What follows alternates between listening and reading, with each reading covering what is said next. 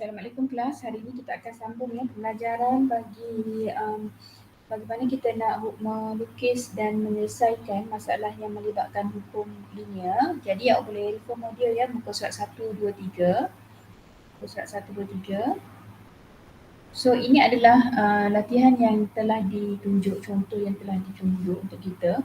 Yang pertama ialah dia bagi kita satu pemboleh ubah, iaitu satu pemboleh ubah X dengan Y yang diketahui dihubungkan dengan persamaan Y sama dengan A X tambah dengan B punca X. Jadi untuk menyelesaikannya, dikata terangkan bagaimana melukis graf garis lurus untuk mewakili persamaan. Maksudnya yang ini yang kita kena lukis persamaan. Cara awak nak lukis persamaan kelas, awak kena lihat pada bahagian B ni. Apa soalan dia? Soalan dia minta kita cari plot X melawan plot XY melawan X punca X. Itu yang dia nak. Jadi caranya ialah awak kena ambil persamaan dan awak kena olah persamaan yang ada ni biar dia jadi apa yang dia nak tu. Jadi kita ada Y sama dengan A per dengan X tambah dengan B punca X. Apa soalan nak? Baca bahagian B. Dia kata plot XY melawan. Maksudnya graf yang kita nak bentuk ialah graf XY melawan X punca X. Ini yang kita nak kelas. Jadi yang ini awak kena olah dia biar Y dia adalah XY. So cara dia yang ini awak kena darab dengan X lah. Kita kena darab dengan setiap kiri kanan kita tu dengan X. Okay, kita darab X, XY. So ini darab dengan X.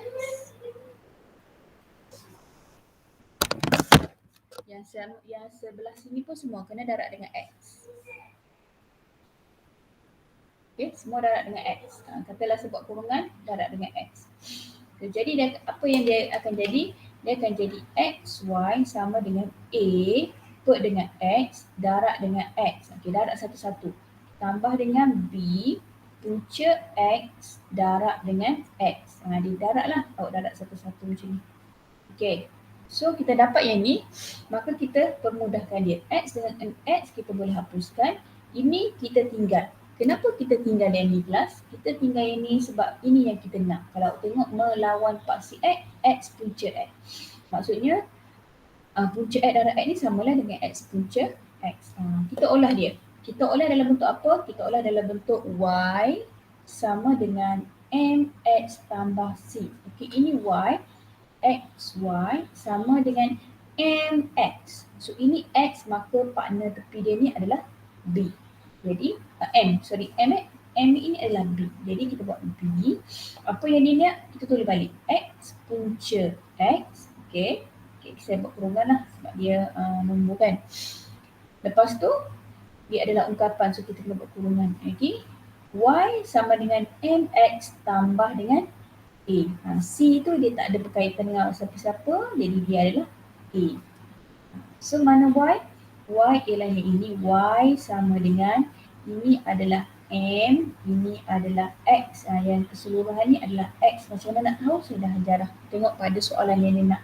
Okey, lepas tu tambah dengan C. C kita adalah mewakili nilai A. Semua tu kita akan gunalah dalam kita penyelesaian kita kejap lagi. Okey, so dah ada yang ni. Inilah jawapan yang kita dapat ni. Yang pertama, okey, satu markah di sini ya. Okey, so awak ada terangkan bagaimana melukis graf. Okey, so dah ada persamaan dah. Ini persamaan dia. Okey, yang kedua plot. Plot XY melawan X punca X menggunakan skala 2 cm kepada 2 unit kepada 2 paksi. Maksudnya kelas pada graf ni awak kena bina graf. Okey, awak kena bina graf. Okay. Step seterusnya ialah kita bila kita nak lukis ni dalam penyelesaian B ni, okey, dalam penyelesaian B ni awak perlu, apa yang awak perlu buat ialah yang pertama ialah awak perlu mengisi semula data, di mana data yang pertama dia bagi X dengan Y. Okey, data yang seterusnya yang awak kena isi ialah awak kena isi apa yang kita nak. Soalan nak XY, okey, dengan X punca X. Jadi awak kena buat tabel baru X punca X dengan XY. bagaimana nak kira? Contoh saya ambil XY yang pertama Saya ambil XY yang pertama. Cara yang saya nak kira ialah X darab dengan Y. Jadi data yang atas ni XY. X darab dengan Y. So saya ambil 1 darab 2.2. So saya akan dapat jawapan dia ialah 2.2. Yang kedua, contoh. Macam mana nak ambil X darab dengan Y. Okey, 2. Kita ambil 2 darab dengan 1.74. 1.74. Okey, 2 darab dengan 1.74. So saya akan dapat jawapan dia ialah 3.48. Seperti mana yang ada ni lah. Seperti mana yang ada ni. Okey. Dan seterusnya. Bagaimana nak kira X punca X untuk tabel yang ini? Okey, untuk paksi Y. Ini paksi X kan? Ini untuk mewakili paksi X. Ini untuk mewakili paksi Y.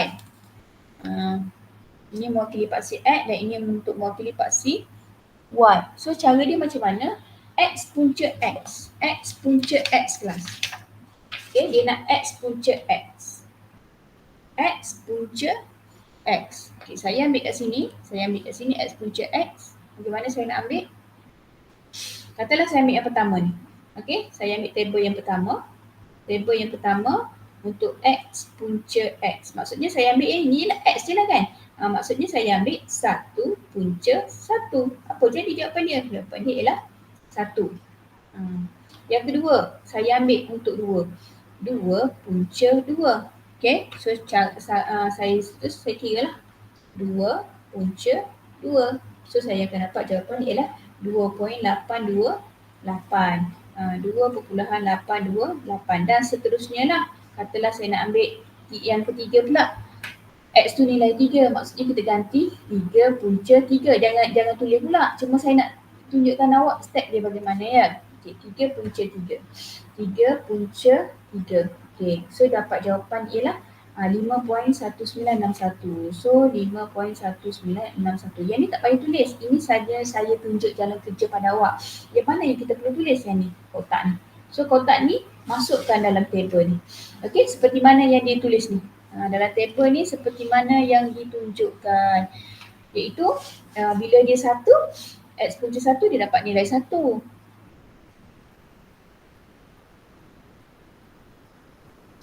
Okey.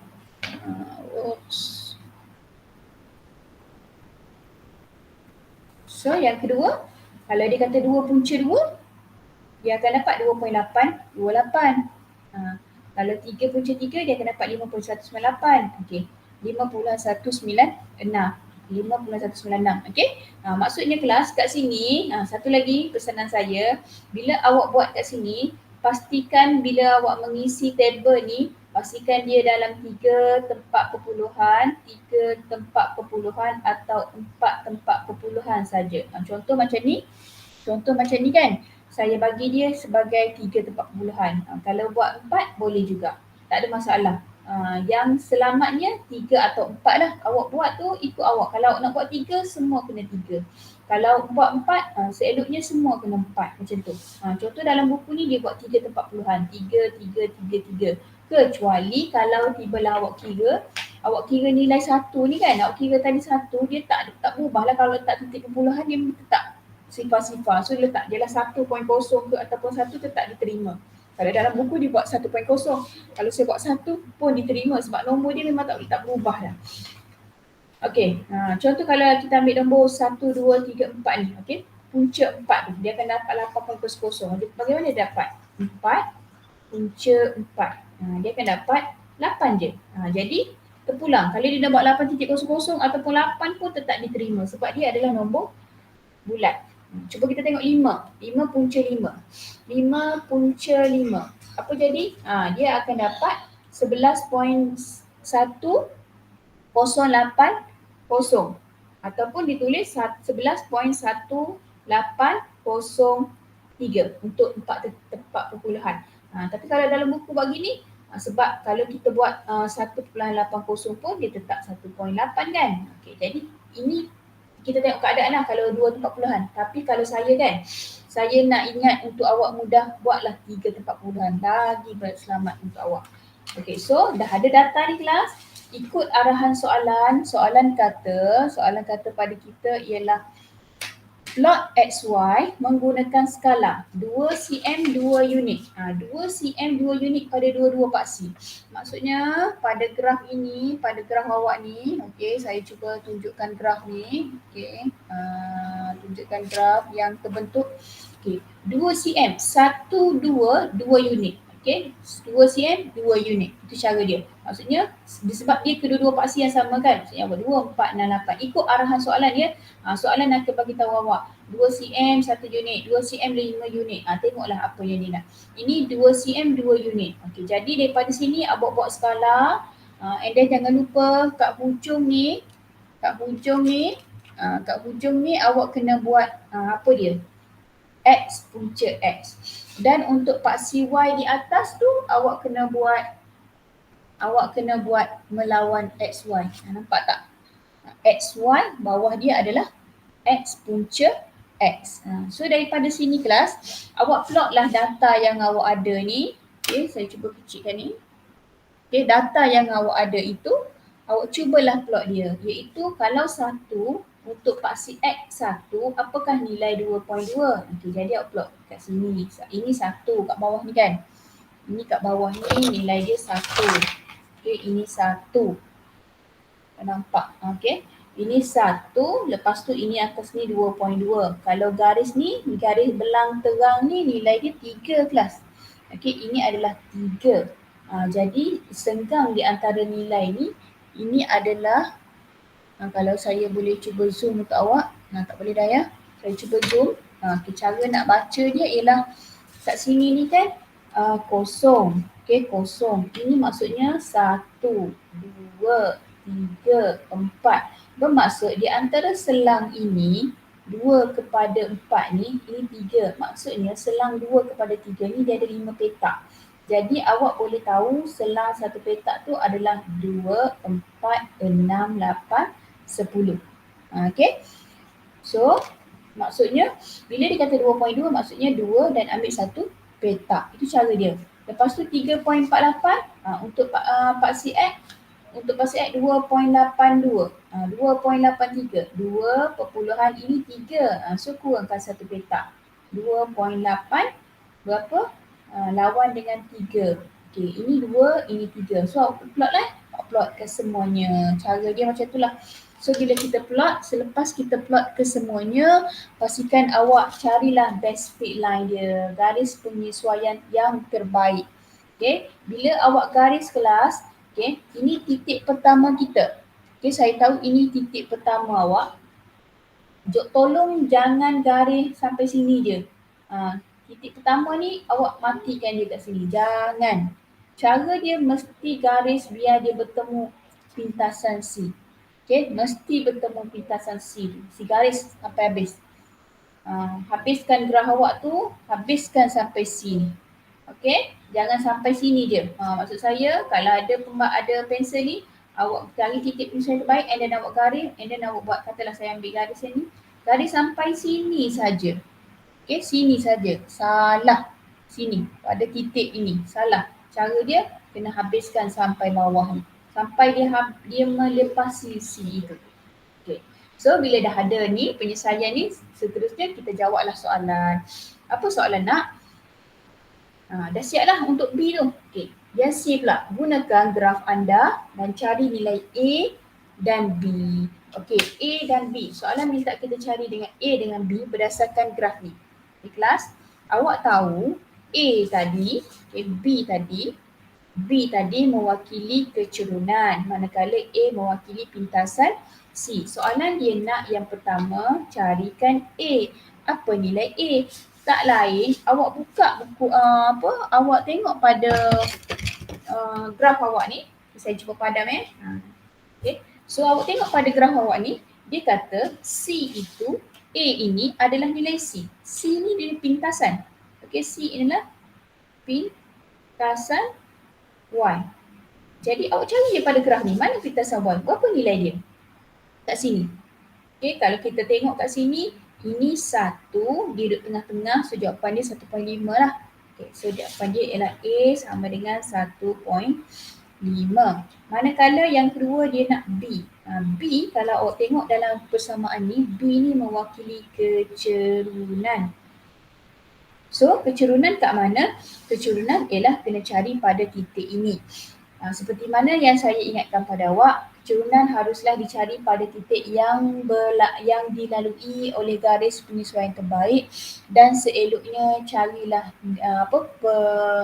kecerunan yang nilainya paling jauh lah, jangan berdekatan. Okay, contoh yang ini dengan titik pertama dengan titik keempat, titik pertama dengan titik kelima.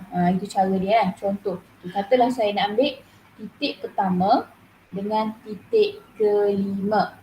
Okay, 1, 2, 3, 4, 5. So, saya ambil dah kat sini dalam data ni. Kalau tak nak guna yang tu, saya ambil pada data ni. Mana titik pertama? Titik pertama, saya tulis balik lah ya. Okay, titik pertama ialah 1.0, 2.20. Okay, titik kelima ialah 1, 2, 3, 4, 5. Okay, yang 5 ya, 11.8, 11.18 dengan 9.30. Okay, untuk graf ini kelas, ini saya ambil dulu sebab saya nak tunjuk lagi. Okay, untuk graf ni, seeloknya awak ambil lah pembaris, awak garis lah, buat tanda, awak ambil kecerunan mana, awak ambil titik mana. Katalah awak ambil titik ni, awak buatlah garis dot-dot dengan nombor 5 ni kan tadi kan, buat garis dot-dot macam ni. Agar awak sendiri tahu, awak sendiri dapat kesan mana titik koordinat yang awak ambil. Itu buat cara macam tu. Ataupun satu lagi cara ialah awak letaklah koordinat 5 ni berapa tadi? Koordinat 5 tadi ialah 11.18, 9.3. Nombor ni awak ambil berapa? 1, 2.2. Macam ni lah contoh. Okay. Nyatakan koordinat mana yang awak ambil sebagai kecerunan. Selepas tu, awak kiralah kecerunan dia. Macam mana nak kira kecerunan? Kat sini kan? Okay, awak boleh kira kat sini je. Nilai awak tu, awak tak perlu ambil page lain. Awak kira kat sini saja. Saya nak tunjuk sebab tak nampak kat situ. Okay, so katalah kat sini kita buat ruangan kat sini je. Kat ruangan-ruangan yang ada je. Okay, so M kecerunan sama dengan Y2 tolak Y1 ikut dengan X2 tolak X1. Jadi, kalau saya ambil ini X1, ini jadi Y1. Kalau saya ambil ini X2, ini akan jadi Y2. Maka saya akan ambil 9.3 tolak dengan 9.3 tolak dengan 2.2 sifar ikut dengan X2 pula 11.18 tolak dengan 1. So kiralah dia. So kira ya 9.3 tolak dengan 2.2, saya akan dapat atas 7.1, ni saya akan dapat 10.18 kan. Okay. Jadi 7.1 bahagi dengan 10.18, maka saya akan dapat jawapan saya ialah kecerunan dia ialah 0.6974. Okay, ini kecerunan yang saya dapat. So kecerunan tu mewakili apa? Mewakili B tadi. Maka B saya boleh kata jawapan dia 0.6974. Okay, ada syarat tak? Tak ada syarat titik perpuluhan berapa-berapa. So boleh je bagi jawapan ni. Okay, kalau tengok dalam buku ni dia bagi jawapan kecerunan ialah sifar 0.7 Kalau ada buku boleh refer buku. Buku ni contohnya dia bagi 0.670. Tak ada masalah sebab dia bundarkan. Tapi saya nasihatkan awak lagi selamat buatlah sama ada 3 tempat perpuluhan atau 4 tempat perpuluhan sebagai rutin pengiraan awak. Okay. So awak boleh buatlah latihan yang seterusnya pada graf yang seterusnya.